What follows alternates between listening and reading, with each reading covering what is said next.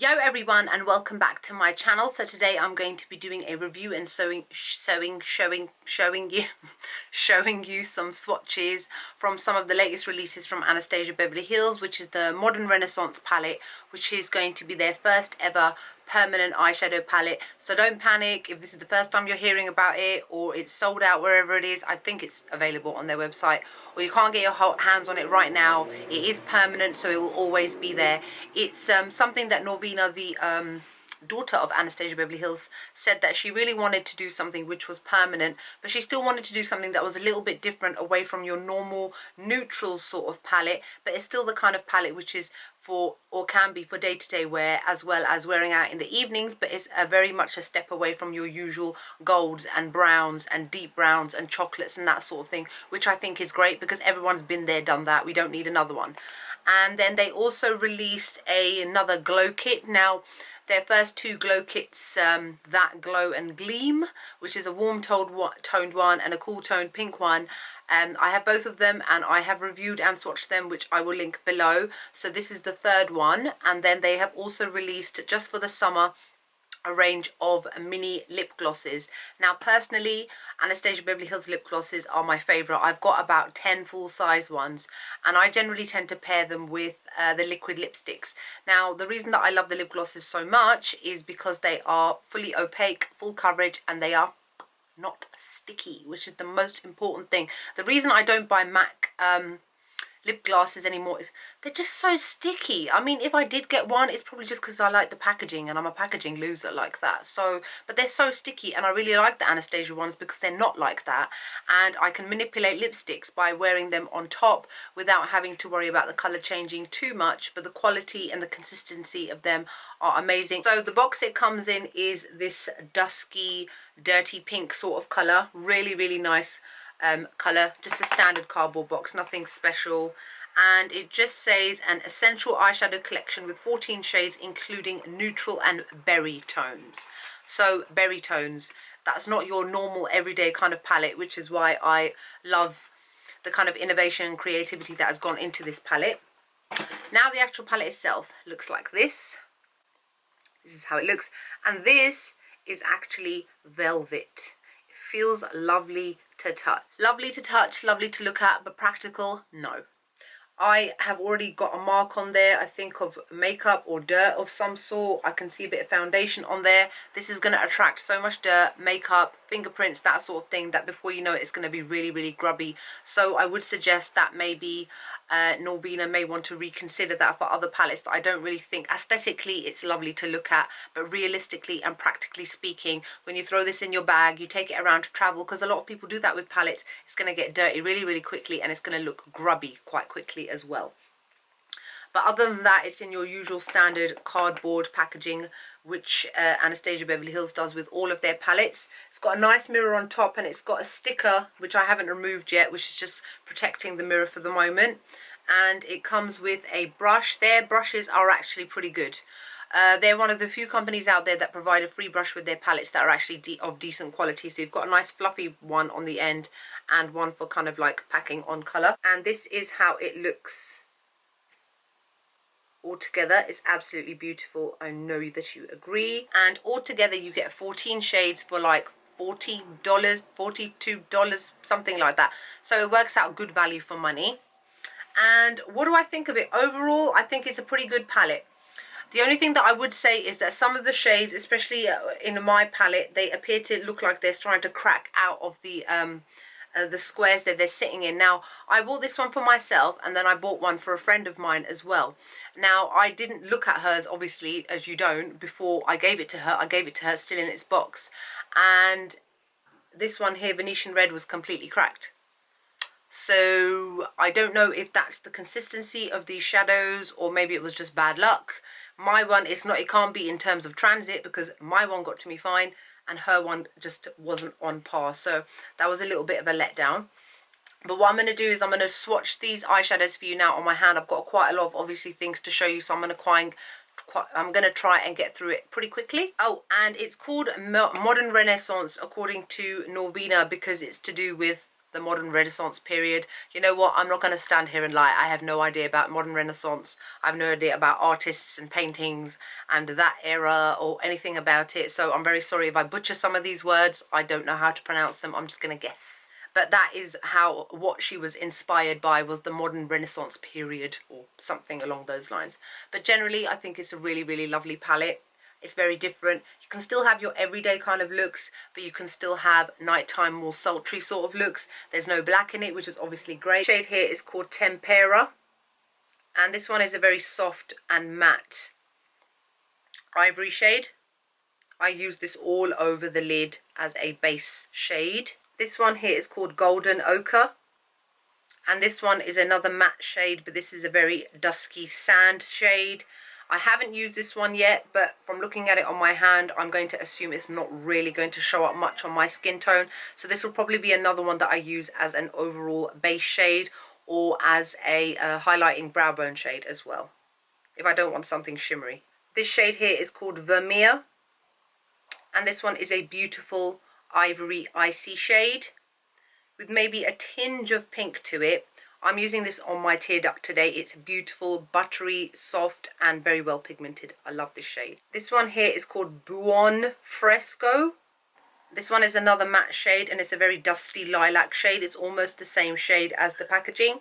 It's absolutely gorgeous. I can't wait to use this shade. Just applying it to my hand is soft, buttery, and very well pigmented. That is one swipe on my hands. This shade here is called Antique Bronze, and this one is almost like a satin finish eyeshadow, and it's like a mixture between like a deep plummy wine shade with a bit of bronze mixed into it. It's a very unique shade, but easy to blend, very soft and pigmented. This shade here is called Love Letter, and this one is a very matte, almost berry toned red, but more on the berry side. It's very, very, very pigmented, very soft, very easy to blend. I'm using this in my outer V of my eye look today.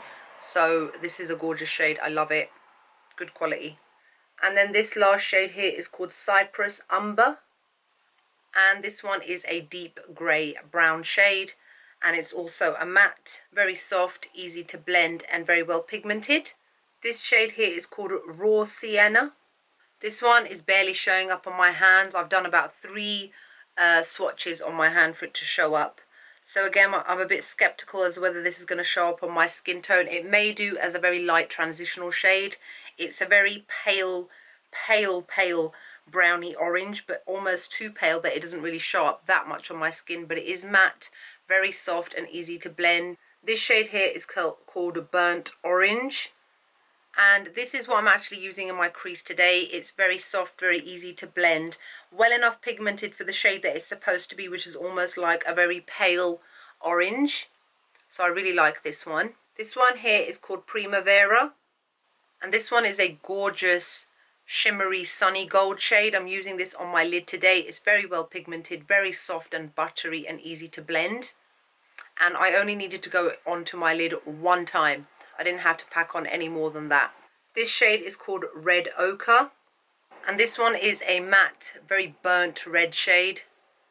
I'm using this on my lower lash line today. It's very, very pigmented, very easy to blend, and very soft. And I love this too. This one here is called Venetian Red. This one is a very definite berry shade. It's almost got like quite a soft satin finish. But again, it's easy to blend and very well pigmented. And I'm looking forward to using this one. This shade here is called Warm Taupe, and this one, as the name suggests, is a very greyish taupey shade, and it's matte, very soft, very easy to blend, and will work nice as a transitional crease shade. And this final shade on the end is called Realgar, and this one is here, and it is a matte, deep browny orange shade, but more going on to the orange side. It's not like a bright orange, it's like a dark orange. And I'm using this in my crease today, as well as, what else did I use again? Burnt Orange. And it looks absolutely gorgeous, really, really pigmented and very easy to blend. I had to go wash my hands. I had to go wash them before I held this again because I would have blatantly just ruined it all. So I'm all clean. Anyway, so overall, What else do I have to say about this palette? Now, the matte shades are a bit unfortunate. They all kick up quite a lot of dust. They do. They kick up more than I am happy with, meaning that they will finish a lot quicker than any of the other shades, especially the ones I used today, Burnt Orange. That one kicked up so much, and so did this Tempera. So it means that you're going to get through these shadows very, very quickly. They are good quality, don't get me wrong. However, if I compare them, for example, to Makeup Geek MAC eyeshadows, Makeup Geek's matte eyeshadows, they don't kick up so much dust as much as these do. So these are going to finish a lot quicker. So, and I'm just trying to think if that's how it is with their other palettes. And from what I can remember, sometimes they are quite dusty, which is annoying. That doesn't affect the quality of the shadow and the pigmentation as such, but it just means that you're going to finish them a lot quicker than you will other shadows, and then you won't necessarily be able to use them all together, especially if you're taking it traveling on that sort of thing with you, which is a bit of a shame. But I do find that with a lot of companies, their single eyeshadows generally tend to have a lot better quality than the palette shadows. So not sure what you think about that, guys. Like, I'm sure some of you have got it, and what do you think? I mean, overall, I say I would give this a 9 out of 10. It would have got a 10 out of 10 if that issue wasn't with the matte eyeshadows, and I've used quite a few of them, and altogether there are 1, 2, 3, 4, 5, 6, 7, 8, 9 matte eyeshadows. 9. Yeah, so that means there are 5 which aren't matte. So you've got more matte eyeshadows than you have got non-matte. So that's just something to bear in mind. The packaging I don't think is that great. Just this is just going to get dirty, and it's already starting to get dirty. One thing that I did want to check, and I wasn't too sure, and I had to check my memory. The shades Burnt Orange is one of their permanent shades, right? And Warm Taupe, I was like, I'm sure I remember that shade from the Maya Mia palette. So I went and dragged out my Maya Mia palette, and I went and dragged out my Burnt Orange, and I'm going to swatch them both next to each other for you guys to see if they are any different. Otherwise, why would you call them the same name if they're a different colour? So let's do Burnt Orange first. So I'm going to first swatch the one in the actual palette itself. And here is Burnt Orange in my as a singles. First off, the quality is completely different. The single one doesn't kick up as much powder as the one in the palette. And I would definitely say the colour is a little bit different too. Interesting. What do you guys think? Do they look the same? This is the one in the palette, and this is the single one. They look different to me, right? So, not sure why they did that. You should have just given it a different name. And this is the Maya Mia palette, and this is where it is. It's probably one of my least favourite palettes, just because I didn't find the colours too show up much on my skin tone. Again, very different. Completely different, right? The darker one is the one in the Modern Renaissance palette, and the lighter one is the one in the Maya Mia palette. So that's just to let you guys know that they are two very different colours. So you wouldn't have had them before. So that's it for my review on the Modern Renaissance palette. Like I said, don't worry, it will come out. I'm sure it'll come out at Cult Beauty in the UK and Beauty Bay and all the other UK stores which stock Anastasia Beverly Hills at some point. It's still a relatively new palette. So now I'm going to show you the brand new glow kit. So this is the new glow kit, and this one is called Sun Dipped. The other two, as I said, were called Gleam and That Glow. So first off, let's talk about the packaging. It comes in a sleeve as like this. Now, previously the packaging didn't used to bother me until now. Now, let me say that this is $40, I think. Yeah, $40 because I just went to check. Now, let me just say that I'll give an example, the Becca Jaclyn Hill face palette for the Champagne collection. Now, that was about similar price. It comes in a very sturdy, very strong tin. That shows good quality, high quality, and the fact that your money is also going towards not only the products inside the actual packaging itself, but also into the packaging as a whole. Now, the other glow kits that I have, now I got them when they first came out, whenever that was, I can't remember. Now this one is That Glow. Look what's happened to it. This is how it opens. That is now coming off, and you can see the magnet underneath. It's breaking. The glue's come off, and at some point, look, my actual pans are going to fall out, and I'm going to have to put them in something else. Now, I think that's quite poor, really. Considering I'm paying $40 for something, $40 is not a little bit of money. I think they really need to up their game a little bit when it comes to packaging, especially when you look at other companies which are charging similar prices for a similar kind of product. That is not on. it really is falling apart. Now, I'm sure that that's going to happen to the Gleam one at some point as well. So God knows how many months later this one may start to fall apart too. Now, these are 4 different highlighters. And it says 4 velvety powders that instantly cast a lit from within glow. Complementing shades can be layered together to brighten cheekbones and décolletage, or worn separately over eyelids, brow bones and inner corners. Results are flawlessly incandescent. Now, I will link, like I said, my review to the previous ones below. But the way that these are is that they're very soft and very finely milled. I am wearing 2 of them today. Now, my highlight is super on fleek. I've gone in about 4 times because I wanted that full-on highlight, because that's just how I roll. That's just how I am. Now, in terms of the illuminators, which are the small highlighters, they're quite frosty. These ones are not frosty. They're very soft.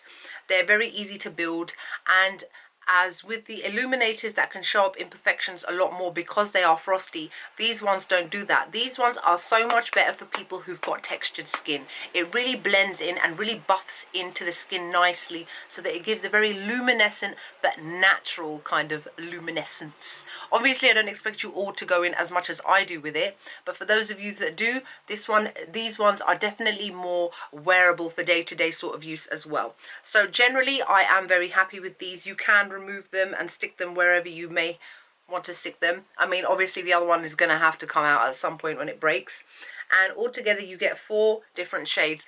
Now, generally, just from using it today, I have to say that out of all 3 of them, this one is definitely geared more towards the darker skin tone ladies out there, which I think is a great thing, because I think it's sad that my darker ladies always get missed out or left till last. It's like, why can't we be first? I can't even say we, because I'm not dark skin tone, I'm medium. But why can't the darker ladies also have their own versions of things that the fairer ladies do? Am I right? This shade here, bronze. Now, I won't be able to use that as a highlighter, obviously. It's so much darker than my skin. But what will I do? I'll probably use it as some sort of bronzy, glowy sort of blush. As I said, because these ones are quite finely milled, you can use them as a blush and really buff them and blend them in. It will still emphasize your pores slightly, because they are generally not meant to be used as blush. I mean, to be honest, why am I even saying that? You can use them wherever the hell you want to use it. You can use it to bronze up your shoulders, bronze up your neck, your other parts of your face, body, whatever you want to do. But this one would definitely be too dark for me. Now, I have used these 2, Summer and Moonstone. Absolutely gorgeous. I've not used Tourmaline yet, but overall I would give this a 9 out of 10. That one you lot are not getting is because of the packaging, and it's only because of long-term use of the other one that I know that the packaging is just not going to hold up in the long run. So this is how they all look. Gorgeous and lovely. Perfect for the summer. And for $40 you're basically getting 4, so think about it as $10 each. So I'm going to swatch these quickly on my hands for you. This is the first one, bronzed, which I said is the darkest one for me. How gorgeous is that though? I'm going to totally use that on my eyelids. Oh my god, I love it. Love it. It's gorgeous. This shade here is called Tourmaline. And this one is a very lovely dusky pink. Kind of reminds me of their illuminator, what's it called? Riviera? Is it Riviera, the one that's like a dusky pink? This is obviously not as frosty as that one. Not that you can't build up the intensity as you want it to be. Shade here is called Summer. And this one is obviously a beautiful sunny gold. Gorgeous, pigmented, easy to blend. I love it. And then this last one here is called Moonstone. And this one is like very close to ivory shade. In the pan it almost looks like a peachy pink, but on my hand it shows up like an ivory peach, if that makes sense. So that's it for my review on the Glow Kit. I generally think that it's a beautiful, beautiful palette to have. I love all of their Glow Kits, don't get me wrong. It's just the packaging that has really pissed me off recently, because to me something like that really should not happen. But you can really build up the intensity with these. If you don't like your full-on highlights, definitely go for something like this, where it can start off subtle and then you can slowly build it up. Obviously, if you want it to be like mine, I went in twice with this one, Summer, and twice with Moonstone, and that's how I got my highlight on fleek.